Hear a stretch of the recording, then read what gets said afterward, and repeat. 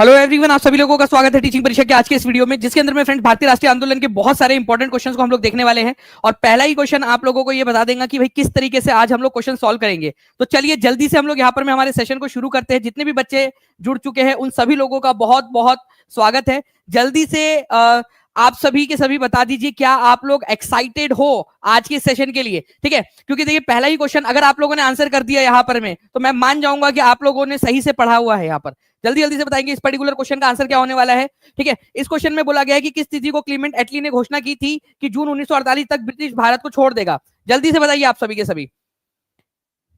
देखते हैं कितने बच्चे यहाँ पर में आंसर कर पाते हैं, कितने लोग हैं यहाँ पर में।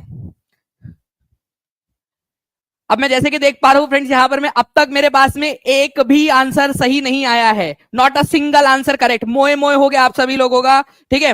क्योंकि क्लीमेंट एटली ने जो घोषणा की थी वो घोषणा की थी आपकी 20 फरवरी 1947 को कि भाई ये लोग जो है जून 1948 तक भारत को छोड़ देंगे। घोषणा कब की थी? 20 फरवरी 1947 को घोषणा की थी। कहां है 20 फरवरी 1947? आप लोगों ने 20 फरवरी देखा, 1946 देखा नहीं, ठीक है। एग्जामिनर में भी ऐसी गलती करके आते हो, एग्जामिनर के अंदर में भी ऐसी भसड़ मचा के आते हो। इसी वजह से टीचिंग परीक्षा जो है इस तरीके के क्वेश्चंस आपको कंटिन्यूअसली करवा रहा है ताकि आपकी प्रैक्टिस होती रहे, ठीक है। तो मोए मोए हो गया आपका, नन ऑफ द अबव इसका आंसर होना चाहिए था। पूरा सेशन अच्छे से देखेंगे आप सभी के सभी ताकि आप लोगों को हर एक क्वेश्चन का आंसर रिवीजन के साथ में आपको याद होता रहे। तो क्या क्या बोला था यहाँ पर में, ठीक है। एक भी बच्चे ने सही आंसर यहाँ पर में स्टार्टिंग में नहीं दिया था, बाद में जब मैंने बोला तब ध्यान से पढ़ने लगे तो 1946 इस तरीके से। और आज आपको बता दूं मैं, यूपी पीसीएस का एग्जाम हुआ, ठीक है। पूरा का पूरा पेपर अभी मैंने यूपी परीक्षा के ऊपर में करवा गया है, वो सारा के सारे क्वेश्चंस पूरा का पूरा पेपर एज इट इज वही आया, सारे प्रूफ के साथ में दिखाया, हर एक क्वेश्चन का प्रूफ दिखाया है कि किस तरीके से पढ़ाया था आपको, ठीक है। चलिए बहुत बढ़िया, जितने भी लोगों ने सही आंसर दिया है कांग्रेचुलेशंस। आगे में भी ऐसे करते रहिएगा। सेशन को लाइक कर दिया तो हाथ ऊपर करके भी बता देंगे जल्दी जल्दी से आप सभी लोग, ओके। चलिए नाउ नेक्स्ट क्वेश्चन की तरफ में आगे बढ़ते हैं। भारतीय राष्ट्रीय कांग्रेस के दूसरे अधिवेशन की अध्यक्षता किसने की थी, आपको बताना है। भारतीय राष्ट्रीय कांग्रेस के दूसरे अधिवेशन की अध्यक्षता किसने की थी? भारतीय राष्ट्रीय कांग्रेस की स्थापना 1885 के अंदर में हुई थी, ये याद रखना है आप सभी लोगों ने फ्रेंड्स, ठीक है। दिसंबर 1885 के अंदर में। इस पहले सेशन में कितने लोगों ने पार्टिसिपेट किया था? कमेंट करके जल्दी से बता देंगे आप सभी के सभी लोग, कितने लोगों ने पार्टिसिपेट किया था। और इसकी अध्यक्षता जो है किसने की थी पहले सेशन की? दूसरे अधिवेशन के अंदर में जो है दूसरा अधिवेशन हुआ कहा था, ये बता देंगे आप लोग। दूसरा आप लोगों को क्वेश्चन बताना है, इंडियन नेशनल कांग्रेस के दूसरे अधिवेशन में कितने लोगों ने पार्टिसिपेट किया था? ये भी एक क्वेश्चन आपका बन सकता है, प्लस जगह का नाम भी आप लोग बताओगे, ठीक है। तो मैं आपको बताना चाहूंगा कि 436 लोगों ने पार्टिसिपेट किया था दूसरे वाले सेशन के अंदर में। ये आप लोगों ने याद रखना है फ्रेंड्स। दादा भाई नौरोजी ने इसकी अध्यक्षता की थी, कलकत्ता में ही अधिवेशन हुआ था सेकंड नंबर का। सारे के सारे इंडियन नेशनल कांग्रेस के अधिवेशन आप लोगों को बताए हुए हैं। पहले अधिवेशन में 72 लोग थे, ठीक है। वोमेश चंद्र बैनर्जी जो है इसके अध्यक्ष थे, ओके। ये भी आप लोगों को याद रखना है। दूसरे अधिवेशन में 436 लोगों ने पार्टिसिपेट किया था और कहा हुआ था कलकत्ता में, ठीक है। ये भी आप लोग याद रख सकते हो। इंपॉर्टेंट पॉइंट एग्जाम के अंदर में पूछे जाने की प्रबल संभावना आप लोगों की। नेक्स्ट क्वेश्चन की तरफ में आगे बढ़ते हैं। आप लोगों को एक चीज और याद रखनी है, हर एक बच्चा, क्या आप इसके ऊपर में टीम हम क्या क्वेश्चन बना सकते हैं इसके ऊपर में जल्दी से बताइए प्लीज, ठीक है। मैं आप लोग भी प्लीज रिक्वेस्ट कर दीजिएगा टीम से हमारे, ठीक है। बहुत मेहनत करती है, मेहनती टीम है। स्पेशली जो है फ्रेंड्स यहाँ पर में आभा शुक्ला मैम, ठीक है, बहुत ज्यादा मेहनत कर रहे हैं आप लोगों के लिए।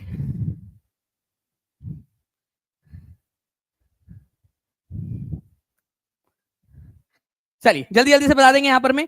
तो 1886 के अंदर में, 1886 के अंदर में, 1893 में लाहौर अधिवेशन और 1906 के सेशन के अंदर में, ये 3 सेशन के अंदर में अध्यक्षता की थी, आप लोगों को बताना है, ओके।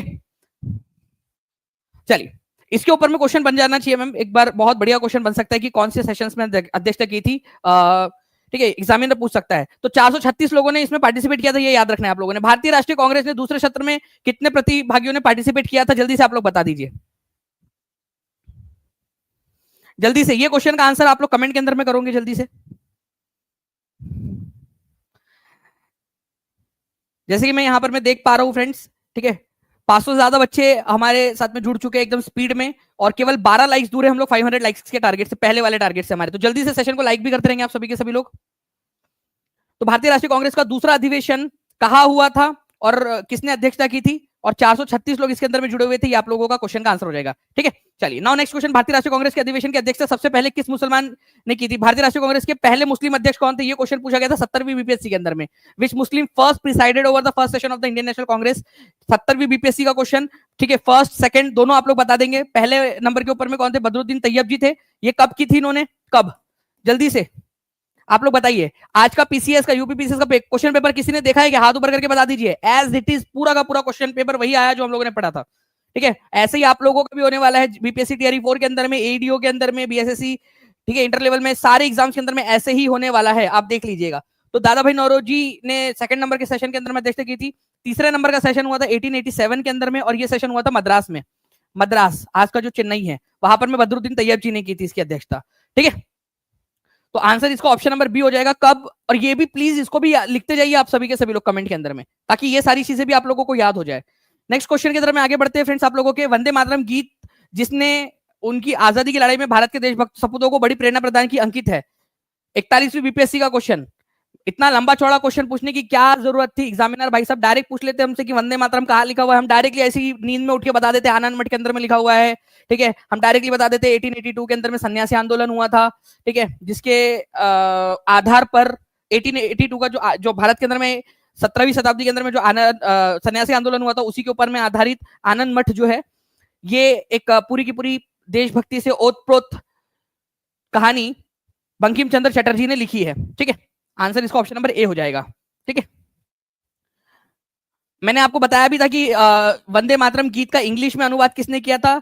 जॉन निकोलसन ने किया था। जॉन निकलसन इंग्लिश में अनुवाद इसका, ठीक है।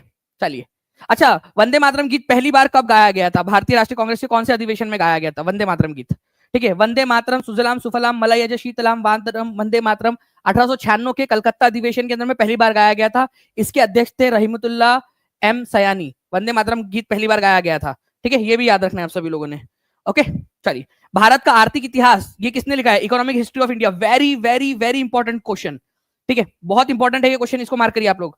जल्दी से बताएंगे, भारत का आर्थिक इतिहास ये पुस्तक किसने लिखी है?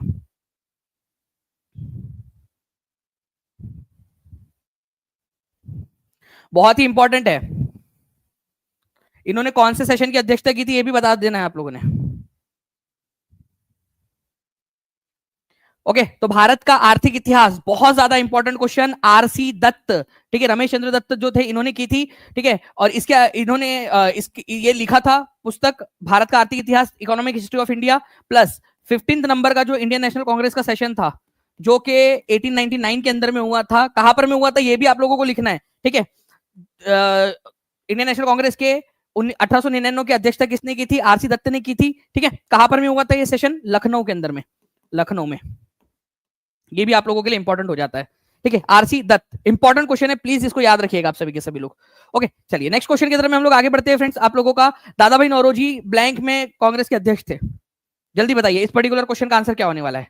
और एक बार जहां भी शेयर कर सकते हो, टेलीग्राम, फेसबुक, व्हाट्सएप, इंस्टाग्राम, जल्दी जल्दी से शेयर कर देंगे ताकि इसी तरीके के बहुत सारे क्वेश्चंस को हम लोग यहां पर में सॉल्व कर सके।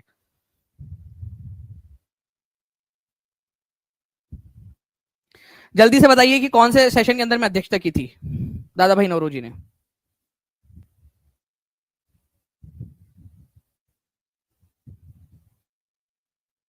बहुत बढ़िया, आप लोगों के देखिए फ्रेंड्स कंटिन्यूअसली आंसर्स आते जा रहे हैं आप लोगों के, ऐसे ही आप लोगों ने आंसर्स लगाते रहने हैं, ठीक है।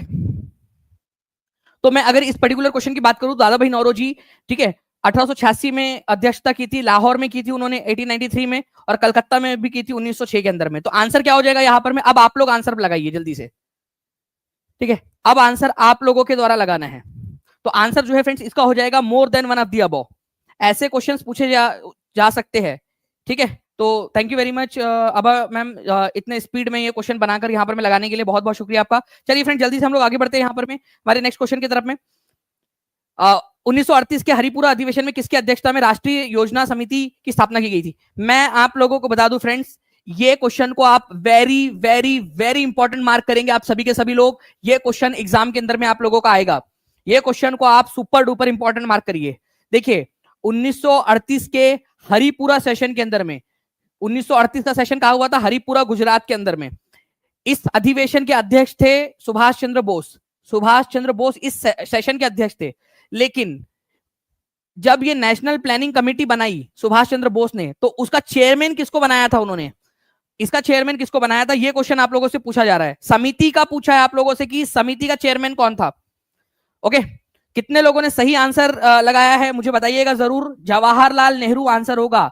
सुभाष चंद्र बोस इस हरिपुरा सेशन के अध्यक्ष थे। उन्होंने जब नेशनल प्लानिंग कमेटी बनाई राष्ट्रीय योजना समिति, तो उन्होंने बोला यार इसका अध्यक्ष किसको बनाऊं, अक्कड़ बक्कड़ बम्बे बो, ठीक है, 80 90 पूरे 100। मेरा दोस्त जवाहर अच्छा इंसान है, ठीक है, इनको अच्छी समझ है, ठीक है, समाजवादी विचारधारा का व्यक्ति है, ठीक है, इसको देना चाहिए। तो जवाहरलाल नेहरू जो है, ठीक है, उनको उन्होंने अध्यक्षता दी थी, ये याद रखना है आप लोगों ने, ठीक है। तो नेशनल प्लानिंग कमेटी की अध्यक्षता जवाहरलाल नेहरू को दी गई थी, ये भी याद रखेंगे आप सभी के सभी, इंपॉर्टेंट है, बहुत ही इंपॉर्टेंट क्वेश्चन है, ठीक है।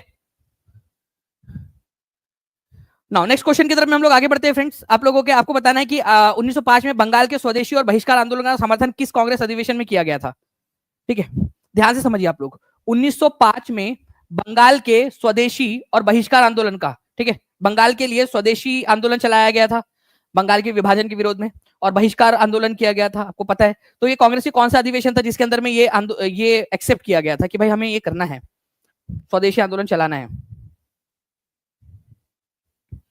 देखिए फ्रेंड्स 1905 की बात है, सेशन कहां पर में हुआ था, बनारस के अंदर में, ठीक है, बनारस में 1905 में। और बहुत इंपॉर्टेंट पॉइंट है ये, 1905 में बनारस में सेशन हुआ था, और इस सेशन की अध्यक्षता किसने की थी, चचा गोपाल कृष्ण गोखले, गोपाल कृष्ण गोखले, इन्होंने इसकी अध्यक्षता की थी, गोपाल कृष्ण गोखले ने। यह भी एक इंपॉर्टेंट क्वेश्चन है, इसके अंदर में इसको अपनाया गया था बनारस अधिवेशन के अंदर में। स्वदेशी और बहिष्कार का जो बात थी बनारस अधिवेशन के अंदर में इसको अपनाया गया था, इंपॉर्टेंट पॉइंट है, अध्यक्षता गोपाल कृष्ण गोखले ने की थी। सभी लोग लिख देंगे कमेंट के अंदर में, ठीक है। चलिए, मैं जैसे देख पा रहा हूँ फ्रेंड, बहुत सारे बच्चे अभी भी ऐसे हैं जिन्होंने जो आंसर नहीं कर रहे कमेंट के अंदर में, कमेंट में आंसर करते रहिएगा, क्योंकि ये आप ही लोगों की भलाई के लिए मैं बोल रहा हूँ आप लोगों को। आपको पता है कि मैं अभी 7 बजे से ही सेशन लेकर आया हूँ, मैं पूरी अपनी एनर्जी डाल रहा हूँ, तबीयत ठीक ना होने के बावजूद भी मैं अपनी पूरी एनर्जी डाल रहा हूँ। तो आप लोगों की भी जिम्मेदारी बनती है कि आप लोग भी अपने खुद के लिए तो कम से कम लड़े आप लोग। तो कांग्रेस के किस अधिवेशन में प्रसिद्ध 4 प्रस्ताव पारित हुए थे, स्वराज, स्वदेशी, बहिष्कार और राष्ट्रीय शिक्षा, ठीक है। स्वराज का प्रस्ताव पारित हुआ था, स्वदेशी का, बहिष्कार का और राष्ट्रीय शिक्षा का प्रस्ताव पारित हुआ था, बताइए। अब इस क्वेश्चन में ना आप लोगों को समझना है, ठीक है, यहां पर में स्वराज शब्द आ गया है। आपको एक चीज याद होगी कि सबसे पहली बार कांग्रेस के मंच पर स्वराज शब्द कब आया था, ये क्वेश्चन आप लोगों को मैंने बार बार याद करवाया हुआ है कि सबसे पहली बार स्वराज शब्द कांग्रेस के कब उठाया था। स्वदेशी और बहिष्कार तो 1905 में भी उठा चुकी थी कांग्रेस, ठीक है, लेकिन स्वराज, स्वदेशी, बहिष्कार और राष्ट्रीय शिक्षा, अब इसको जोड़ दिया गया। तो ये चारों प्रस्ताव एक साथ पारित हुए।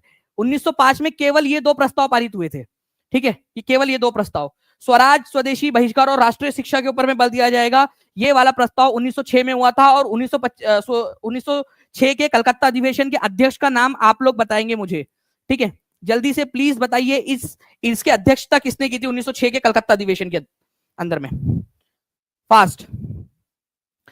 जहां भी शेयर कर सकते हैं फ्रेंड्स, आपके लाइब्रेरी के group, Telegram, Facebook, WhatsApp, Instagram, जल्दी जल्दी से शेयर कर देंगे, और सेशन को लाइक भी जरूर कर देंगे आप लोग, ठीक है। आप लोगों के लिए एक सरप्राइज भी है अभी इस सेशन के अंदर में, ठीक है। हटा करे जी, जल्दी से बता दीजिएगा प्लीज अगर सरप्राइज रेडी है सभी लोग। 1939 में त्रिपुरी अधिवेशन में महात्मा गांधी का प्रतिनिधित्व किसने किया था, ये रूठी सासुमा टाइप के थे, ठीक है। 1939 में 1939 के अंदर में त्रिपुरी अधिवेशन, त्रिपुरी अधिवेशन कौन से राज्य का है, जल्दी से बताइए मुझे, स्टेट कौन सा है, कौन से राज्य में हुआ था ये अधिवेशन, इंपॉर्टेंट है। कई सारे लोग जो है त्रिपुरी को त्रिपुरा समझते हैं, त्रिपुरी त्रिपुरा नहीं है, अलग राज्य है, और ये आपको बार बार मैंने याद करवाया हुआ है। हरिपुरा गुजरात में है, त्रिपुरी कहां पर में ये बताएंगे। महात्मा गांधी गए नहीं थे, क्योंकि महात्मा गांधी नहीं चाहते थे कि सुभाष चंद्र बोस जो है चुनाव लड़े, लेकिन सुभाष चंद्र बोस फिर भी चुनाव लड़ रहे थे। तो सुभाष चंद्र बोस चुनाव लड़ रहे थे, गांधी जी नहीं चाहते थे कि उनके जाने से कुछ चीज हो, तो उन्होंने क्या किया था, अपने बिहाफ पर, ठीक है, गोविंद वल्लभ पंत को अपना प्रतिनिधि बनाकर भेजा था, गोविंद वल्लभ पंत को, ठीक है, ये याद रखना है आप लोगों ने। आंसर इसका ऑप्शन नंबर सी हो जाएगा, ठीक है, गोविंद वल्लभ पंत को अपना प्रतिनिधि बनाकर भेजा था। आप लोगों से मैंने पूछा है कि त्रिपुरी अधिवेशन के अध्यक्ष जो है ये कहां पर में, त्रिपुरी अधिवेशन जो हुआ था, त्रिपुरी नाम की जगह कहां पर में है, तो ये जबलपुर के पास में मध्य प्रदेश में है, एमपी में, ये याद रखना है आप लोगों ने, ये भी क्वेश्चन बन सकता है, ठीक है। तो गोविंद वल्लभ पंत को भेजा था। फिर भी चुनाव कौन जीत गया, 1939 का त्रिपुरी अधिवेशन का चुनाव जो है सुभाष चंद्र बोस जीत गए, लेकिन सुभाष चंद्र बोस ने जब इस्तीफा दे दिया तो उसके बाद में किसको अध्यक्ष बनाया गया था, ये आप बताइए। सुभाष चंद्र बोस ने किसको हराया था, ठीक है, इस सेशन के अंदर में, ये भी क्वेश्चन बन सकता है। जल्दी से अगर सारे क्वेश्चन के आंसर कर पा रहे हो तो इस क्वेश्चन का 1 नंबर जोड़ना, अदरवाइज मत जोड़ना। एक भी क्वेश्चन अगर ये एमपी भी छूटा हुआ आप लोगों से तो 1 नंबर मत गिनना इसका, ठीक है, क्योंकि मैं आपको बता रहा हूं कि बार बार कि सारे क्वेश्चन आपको आने चाहिए। ओके, किसको हराया था, पत्ताबी सीतारमैया को हराया था, पत्ताबी सीतारमैया, सीता रमैया, ठीक है, पत्ताभी सीतारामैया जो थे उनको हराया था, और बाद में इस्तीफा भी दे दिया सुभाष चंद्र बोस ने। तो सुभाष चंद्र बोस ने जब इस्तीफा दिया तो राजेंद्र प्रसाद जी अध्यक्ष बने थे, ये याद रखना है आप लोगों ने, ठीक है। अच्छा चलो, अब मैं इस क्वेश्चन को और ज्यादा टफ करता हूं। एक नंबर अभी भी मत जोड़ो आप लोग, मुझे बताइए पत्ताभी सीतारामैया कब अध्यक्ष बने, कब अध्यक्ष बने थे। एक कदम और आगे बढ़ाता हूं, कहां पर में वो सेशन हुआ था, चलो अब बताओ। चलो मैं आपको बता रहा हूं ना कि क्वेश्चन अगर आप सही से पढ़ने के लिए तैयार हो, और आप लोग जो है यहाँ पर मैं आपका जो है आप लोग रिस्पॉन्स बराबर से कर रहे हो, आप लोग आंसर करोगे यहाँ पर, मैं मुझे नंबर्स दिखते रहेंगे, मैं आप लोगों के लिए और बहुत सारे क्वेश्चंस करवा सकता हूँ, एक ही क्वेश्चन में कई सारे करवा सकता हूँ, ठीक है।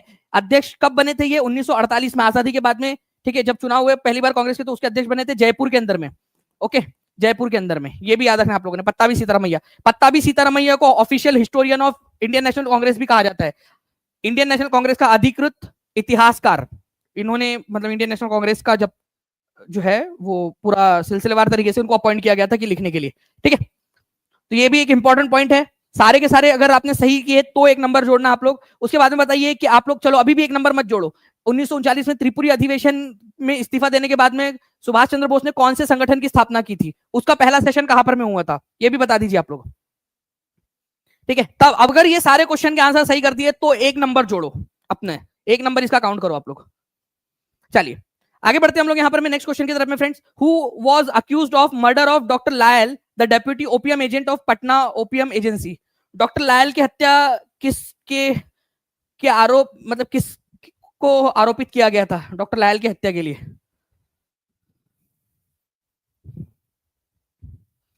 एक पटना के जो है बेसिकली पुस्तक विक्रेता थे, 1857 के विद्रोह के समय में उनके शॉप के ऊपर में ही सारी की सारी प्लानिंग होती थी कि किस तरीके से अंग्रेजों से लोहा लेना है, सारी चीजें कैसे प्लान करनी है। तो पटना ओपीएम एजेंसी के जो डेप्यूटी ओपीएम एजेंट थे डॉक्टर लायल, उनका मर्डर हो गया था, तो उसके आरोप में पीर अली को गिरफ्तार कर लिया गया। पीर अली को ये बोला गया कि अगर तुम अपने साथियों का नाम बता दोगे तो हम आपको फांसी नहीं देंगे। पीर अली को जो है इनके ऊपर में आरोप लगा। अब पीर अली के ऊपर में बड़ा प्रेशर डाला गया, उनको टॉर्चर किया गया कि आप नाम बता दीजिए। 3 जुलाई को इनको पकड़ा गया था, 4 दिन तक लगातार उनसे पूछताछ हुई, बहुत टॉर्चर किया गया, ठीक है, बहुत टॉर्चर किया गया कि अपने साथियों का नाम बता दो। पीर अली बोले मैं नाम नहीं बताऊंगा, ठीक है, मैं नाम नहीं बताऊंगा अपने साथियों का। तो उनको फाइनली फ्रेंड्स 7 जुलाई को, ठीक है, 7 जुलाई को फांसी दे दी गई थी, 7 जुलाई को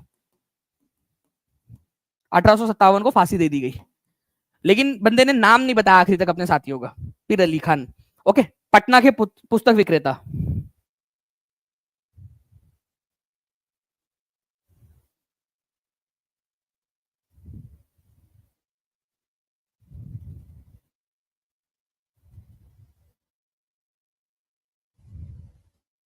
ओके, तो आंसर इसका ऑप्शन नंबर बी हो जाएगा, ये याद रखना है आप सभी लोगों ने। नाउ देखिए फ्रेंड्स, यहां पर में एक और चीज बन जाती है आप लोगों की, ठीक है, कि उस समय में जब 1857 का विद्रोह हो रहा था, उस समय में पटना के कमिश्नर ऑफ डिवीजन कौन थे, पटना डिवीजन के, ठीक है, कमिश्नर ऑफ पटना, ठीक है, विलियम टेलर। ये याद रखना, ये भी क्वेश्चन बनता है, मुझे लग रहा है कि ये भी क्वेश्चन एग्जाम में पूछा जा सकता है, विलियम टेलर। सभी लोग लिख सकते हो एक बार, पटना के कमिश्नर कौन थे उस समय में, ठीक है, विलियम टेलर, ये क्वेश्चन भी बन सकता है आप लोगों का। चलिए बहुत बढ़िया। नाउ नेक्स्ट क्वेश्चन, 1857 के विद्रोह के दौरान पटना में विद्रोह का नेतृत्व किसने किया था। तो पटना में विद्रोह का नेतृत्व किसने किया, पटना में बेसिकली बात हो रही है पटना की, ठीक है। 3 जुलाई 1857 को डॉक्टर लायल की हत्या के आरोप में इनको गिरफ्तार कर लिया गया था, 7 तारीख को इनको फांसी दे दी गई, पीर अली खान, ठीक है। नाउ नेक्स्ट क्वेश्चन, कांग्रेस के किस अधिवेशन में स्वराज प्राप्ति का आह्वान किया गया था, पहली बार, फर्स्ट टाइम, ठीक है, फर्स्ट टाइम कांग्रेस के किस अधिवेशन में जो है स्वराज प्राप्ति का आह्वान किया गया था। उसी समय में राष्ट्रीय शिक्षा बहिष्कार और स्वदेशी का भी आह्वान किया गया। तो आंसर हो जाएगा 1906। ये सेशन कहाँ हुआ था और कब हुआ था, ये दोनों अगर आप बता पा रहे हो तो आंसर अपना एक नंबर काउंट करो आप लोग, ठीक है, जल्दी से। अभी आप लोगों के लिए फ्रेंड्स एक बहुत ही बढ़िया वाला सरप्राइज भी है, थोड़ी देर के अंदर में, बस थोड़ा सा वेट कर लीजिए आप लोग, ठीक है, थोड़ी देर के अंदर में आप लोगों को मैं बताता हूँ पूरा का पूरा।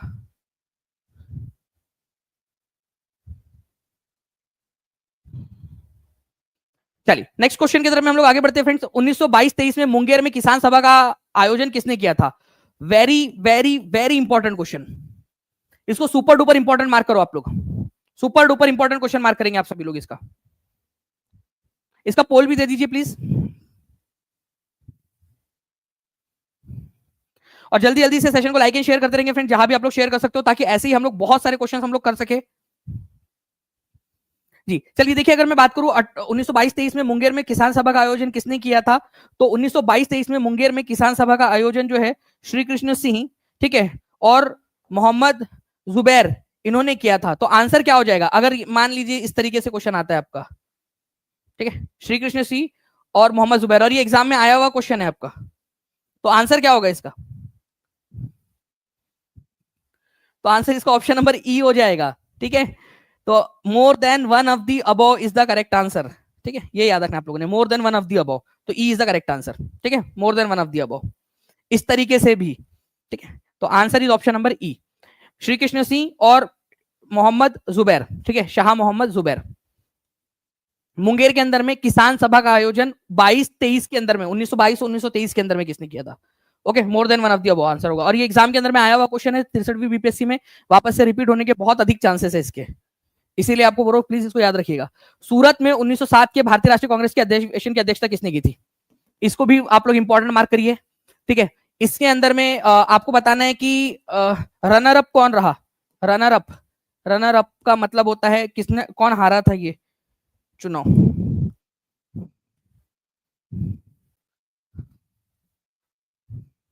जल्दी से बताएंगे अगर ये भी बता पा रहे हो आपकी कौन हारा था चुनाव में, ठीक है। तो 1907 का जो सेशन है फ्रेंड, सूरत का अधिवेशन, कौन सी नदी, कौन सी रिवर है जिसके किनारे पर हुआ था, कौन सी नदी है जिसके किनारे के ऊपर में सूरत अधिवेशन आयोजित किया गया था? तो इस सेशन के अंदर में चुनाव जब हुए तो रास बिहारी घोष, जो मॉडरेट लोग थे, उनके तरफ से खड़े हुए थे और जीत गए, रास बिहारी घोष, ठीक है, ये आप लोगों ने याद रखना है। रनर अप कौन थे, मतलब जो चुनाव हारे थे वो थे लाला लाजपत राय, लाला लाजपत राय, ठीक है, लाला लाजपत राय चुनाव हार गए थे। ओके, अच्छा चलिए मुझे एक चीज बताइए कि क्या लाला लाजपत राय कभी चुनाव, क्या इंडियन नेशनल कांग्रेस के कभी अध्यक्ष बने, हाँ या ना, और हाँ तो कब? चलिए ये क्वेश्चन बन सकता है, मुझे लग रहा है कि ये वाला क्वेश्चन DSSS भी इस तरीके के क्वेश्चन के लिए बड़ा फेमस है कि लाला लाजपत राय कभी अध्यक्ष ही नहीं बने, ऐसा कोई क्वेश्चन दे देगा यहाँ पर मैं, मल्टी स्टेटमेंट टाइप का क्वेश्चन, ठीक है। तो लाला लाजपत राय जो है फ्रेंड्स, ये 1907 में तो चलो चुनाव हार गए थे, लेकिन भगवान के घर में देर है लेकिन अंधेर नहीं है, सितंबर 1920 के अंदर में स्पेशल सेशन के अंदर में कलकत्ता में अध्यक्ष बने थे ये, ठीक है। चलिए ओके,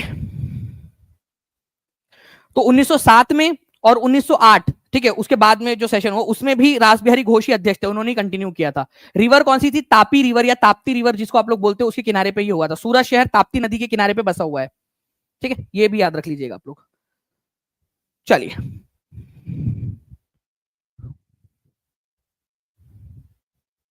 अब ये क्वेश्चन आप लोग पढ़िए, मैं चाहता हूं कि आप लोग पढ़ के इसका आंसर करूं।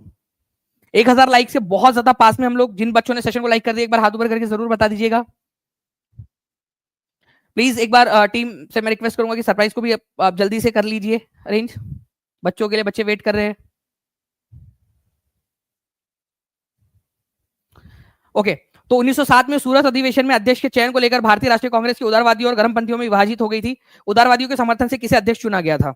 ठीक है, तो उदारवादी मतलब नरमपंथी, उदारवादी का मतलब भी होता है नरम, ठीक है, ओके, ये याद रखना है आप लोगों ने। नरमपंथी और उग्रवादियों को बोला जाता है गर्मपंथी। तो नरमपंथी जो लोग थे उनके नेतृत्व में, ठीक है, रास बिहारी घोष को अध्यक्ष चुना गया था। और हारा कौन था चुनाव? गर्मपंथी जो विचारधारा के थे आपके लाला लाजपत राय, वो चुनाव हार गए थे, ठीक है। तो रास बिहारी घोष अध्यक्ष बने थे 1907 में सूरत अधिवेशन में, सूरत स्प्लिट भी उसको बोला जाता है।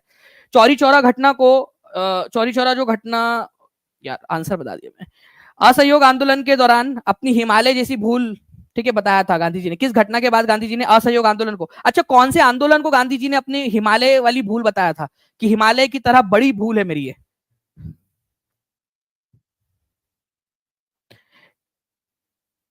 सर टीआरई का एग्जाम कब तक होगा? लाइव खराब हो गया है, क्या करे, कुछ समझ में नहीं आ रहा, नहीं आता कुछ बताइए सर। मैं अभी बताता हूँ MM ऑफिशियल जी, मैं अभी आपको बताता हूँ, डोंट वरी, टेंशन मत लीजिए, अभी थोड़ी देर में आपको बता रहा हूं।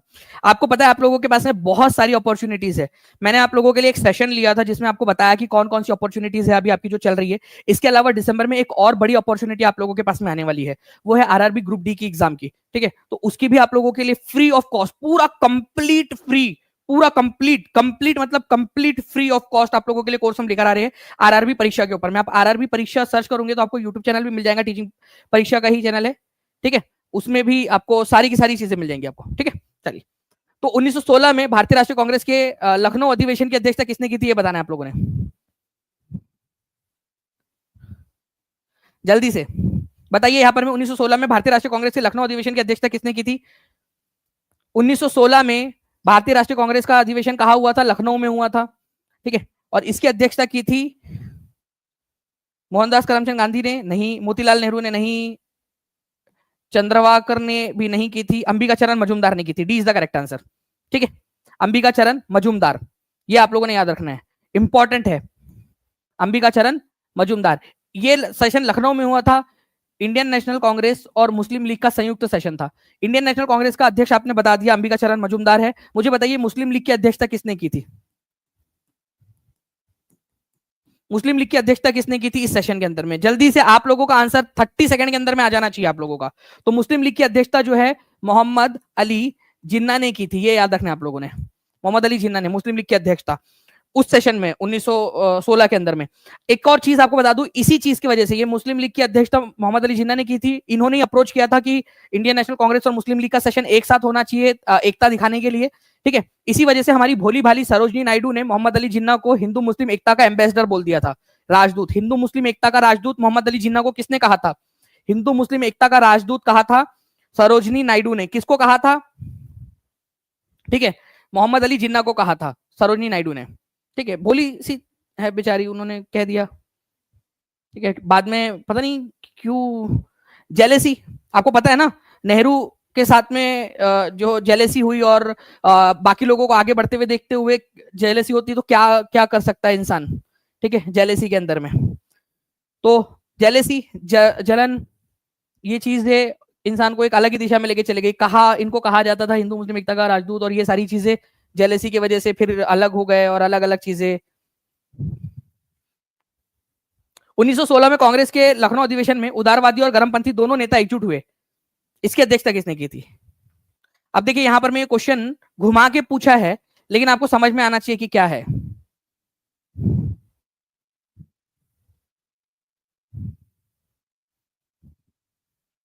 चलिए क्या बात है, मैं ध्यान ही नहीं था इधर में कि 1000 से ज्यादा लाइक्स आपने कर दिए। बहुत बहुत शुक्रिया फ्रेंड्स आप सभी लोगों का, जितने भी लोग हैं जिन्होंने सेशन को लाइक कर दिया है, बहुत बहुत शुक्रिया आपका।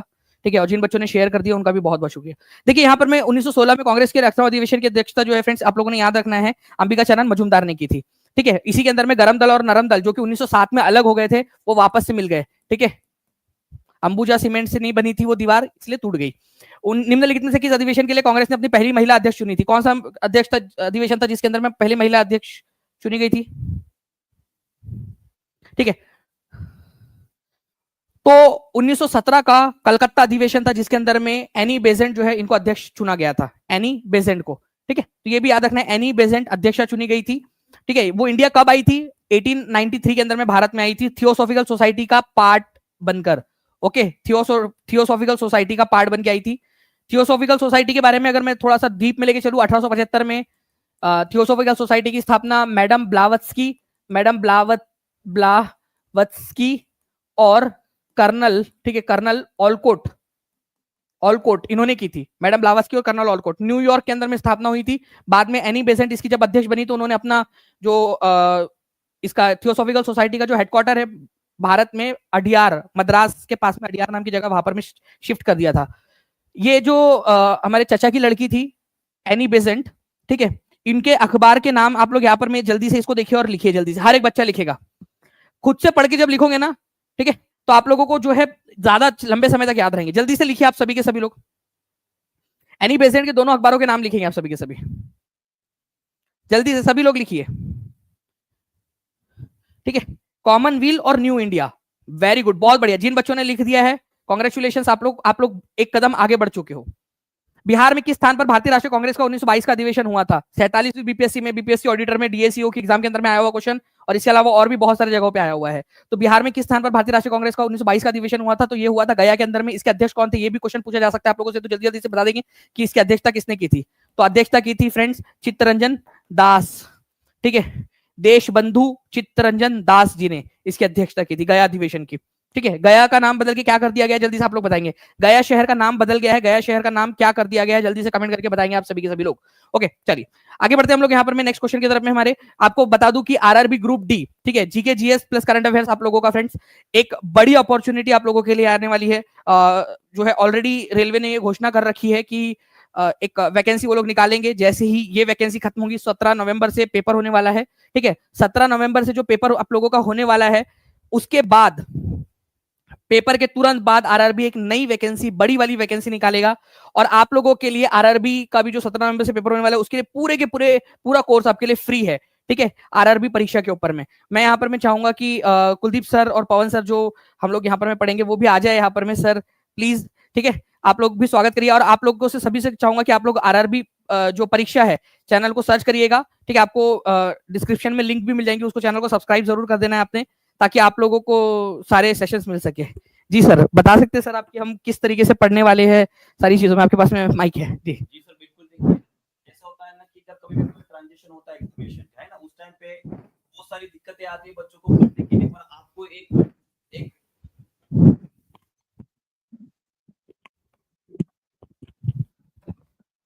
देखिए एक बात तो आप समझिए कि आरआरबी अगर ग्रुप डी के आप एग्जामिनेशन दे रहे हो तो वहां पे जीके जीएस मैथ्स और साइंस इनका महत्व बहुत ज्यादा। आपने 3 सब्जेक्ट अच्छे से करते हैं, बढ़िया स्कोर आ सकता है कि वहां पर आराम से आप ग्रुप डी की एग्जामिनेशन बिल्कुल एक ही झटके में निकाल सकते हो।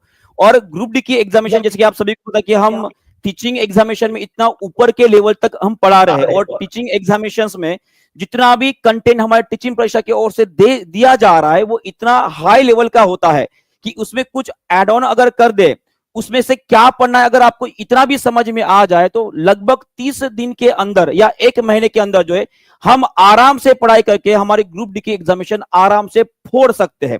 मैं पास करने की बात नहीं कर रहा हूं, फोड़ सकते हैं, ये गारंटी के साथ बोल रहा हूं। और जहां पर दानिश सर के साथ है मैथ्स एक्सपर्ट तो आपको पता ही है ना, पवन सर है, और शायद मैं एक्सपर्ट तो उतना नहीं हूं, पर मेहनत के साथ जो है हम आगे बढ़ेंगे। और आपसे वादा रहा कि टीचिंग परीक्षा आपको जिस तरह से टीचिंग एग्जामिनेशन में अव्वल नंबर पे रखे हैं, आपको सिलेक्शन के साथ रैंक भी हमने हासिल करके रखे हैं।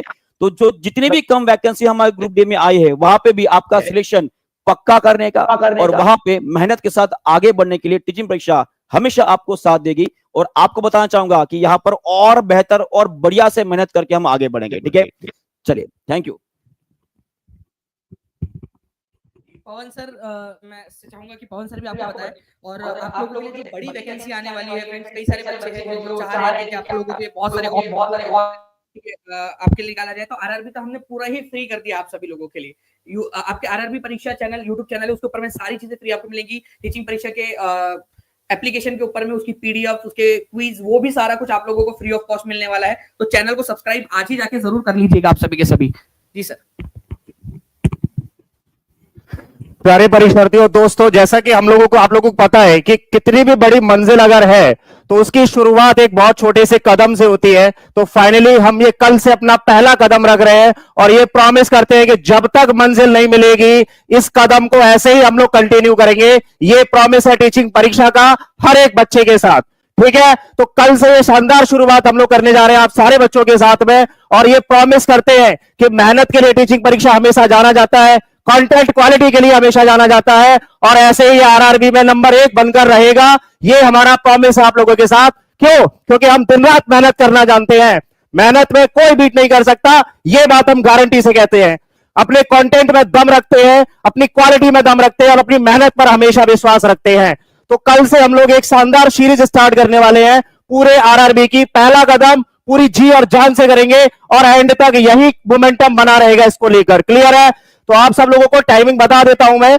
मैथ्स की जो टाइमिंग है बेटा वो शाम 5 बजे से है, और ये मैथ्स की सिर्फ क्लास एक नंबर की क्लास नहीं होगी, ये आपके आत्मसम्मान, आपका आत्मविश्वास, आपकी रैंक, आपका सिलेक्शन, आपके सपने, हर एक चीज को पूरा करने के लिए क्लास हम लोग करेंगे और यही कंटिन्यू रहेगा। आप सारे बच्चे आरआरबी परीक्षा चैनल को सब्सक्राइब करके रखिए और सारे बच्चे क्लास में आकर देखिए कि आपको क्या डिफरेंस दिखते हैं। Thank you very much sir. और आप लोगों ने एनर्जी देख ली होंगी सर की, ठीक है, कंटिन्यूअस खतरनाक एनर्जी है। पवन सर की एनर्जी में मैं साइड में खड़ा हूं तो मुझे समझ में आ रहा है कि कितनी ज्यादा एनर्जी के साथ में बोल रहे हैं जी। Thank you Kuldeep sir, Pawan sir. और कल से हम लोग लगते हैं, ये हम आपस में भी प्रॉमिस करते हैं कि बच्चों को ये जॉब दिलाकर रहनी है, ठीक है। और हम लोग बिल्कुल और ऐसे ही फ्रेंड्स आप लोगों के लिए बेहतर से बेहतर कंटेंट लेकर आते रहेंगे। वैसे आज यूपीपीसीएस का सर पेपर हुआ था, उसमें पूरा का पूरा टीचिंग परीक्षा का साथ में क्लास में तो बच्चे ना जो दानिश सर ने पढ़ाया सारा पेपर में आया है एज इट इज। तो हम कह रहे हैं कि यूपीपीसीएस भी स्टार्ट करते हैं। बिल्कुल सर, बहुत सारे बच्चों की बहुत सारी डिमांड है, बिल्कुल हम लोग करेंगे। पूरा पूरा पेपर फंसाते हो आप, क्या कंटेंट रखते हो सर ये हमें नहीं पता, बट पेपर आपके कंटेंट में से आता है, ये तो कंफर्म है। Thank you very much sir, thank you very much. चलिए सर, ओके जी।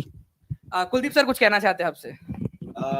देखो दोस्तों, साइंस का भी क्लास कल से हमारा शुरू होने वाला है, तो जिस शिद्दत से हम बाकी सभी एग्जामिनेशन की प्रिपरेशन कर रहे हैं, उससे भी ज्यादा शिद्दत से जो है हम रेलवे की भी एग्जामिनेशन की पूरी प्रिपरेशन जो है आपको फ्री में यूट्यूब के ऊपर हम करवाने वाले हैं। तो सभी लोग ध्यान रखेंगे, मेरा कल से क्लास जो है ठीक शाम को 7 बजे होने वाला है। तो सभी लोग 7 बजे वो समय जो है सभी अपने काम निपटा कर, ठीक है, 7 बजे का समय आपको खाली रखना है ताकि हम बहुत बेहतर तरीके से जो है आगे बढ़ पाए, ठीक है। सब लोग ध्यान रखेंगे, शाम को 7 बजे। Okay, done. Thank you sir. Thank you Kuldeep sir, thank you Pawan sir. और बच्चों मैं आपको बता दूं कि अभी आप लोग थोड़ी देर में एक रिडायरेक्ट होंगे आप आरआरबी परीक्षा के ऊपर में। उस सेशन को आप लोग लाइक जरूर कर दीजिएगा और चैनल को सब्सक्राइब हर बच्चे ने कर देना है, ताकि हम आपके लिए और भी इसी प्रकार के बहुत सारे कंटेंट जो है वो लेकर आ सके। तो जितने भी बच्चे हैं, ठीक है, काफी सारे बच्चे अभी भी मैं देख पा रहा हूँ कि सर जैसे कई सारे बच्चे कह रहे हैं कि सर ये भी कोर्स स्टार्ट कर दीजिए, ये भी कर दीजिए। आप लोगों का प्यार है, आप लोगों की चीजें हैं, ठीक है। इस क्वेश्चन का आंसर भी आप लोग जरूर कर दीजिएगा, ओके, इस पर्टिकुलर क्वेश्चन का आंसर। और साथ ही साथ जो है फ्रेंड्स, आप लोग जाकर उस सेशन को लाइक कर दीजिए, चैनल को सब्सक्राइब कर दीजिए और नोटिफाई मी का बटन दबा देना, सारे के सारे नोटिफिकेशन आपको आ सके फ्री ऑफ कॉस्ट। मतलब आपके लिए समझ लीजिए 1 भी रुपया नहीं ले रहे, सारी पीडीएफ, सारे क्विज, सब कुछ आपको जो है टीचिंग परीक्षा के एप्लीकेशन में भी मिल जाएगा। और वो यूट्यूब के ऊपर में पूरा का पूरा कोर्स हम आप लोगों को जो है वो फ्री ऑफ कॉस्ट करवाने वाले हैं, ठीक है। तो आप लोग जाकर चैनल को सब्सक्राइब कर लीजिएगा ताकि हर एक एग्जाम के लिए आप लोग प्रिपेयर्ड हो सके, ठीक है। जैसे कि हमने आपसे प्रॉमिस किया था हमेशा कि हम आपके लिए कंटिन्यूअसली नई नई चीजें करते रहेंगे, वही चीज हम लोग यहाँ पर में प्रोवाइड कर रहे हैं आपको। तो जाकर जल्दी से उस सेशन को भी लाइक कर देंगे और चैनल को सब्सक्राइब करके नोटिफिकेशंस जरूर ऑन कर लीजिएगा आप लोग, ओके। चलो, thank you very much friends.